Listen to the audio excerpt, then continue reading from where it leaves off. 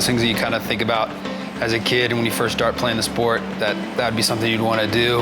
And to realize that dream and be able to run out with the U.S. was definitely the highlight of my rugby career. And being announced that I was going to be the starter for the Samoa game was definitely just a kind of pinch me moment.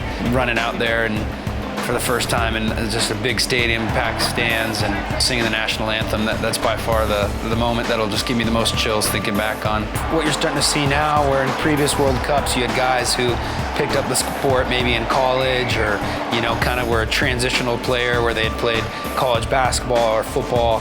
And now you're starting to see guys that have worked their way through the system all the way from the beginning, starting in youth rugby, being a part of these youth programs, and then working through the age grade system. And so to have that type of rugby player where now it's not just somebody that picked it up at age 24, it's somebody that was living and breathing the game at a young age, that's only going to continue to produce better rugby players and then in the end give us better results on the field. Having that emphasis where not looking at rugby as just today's game, but looking at it as the future and looking at it as the next step for what's to come.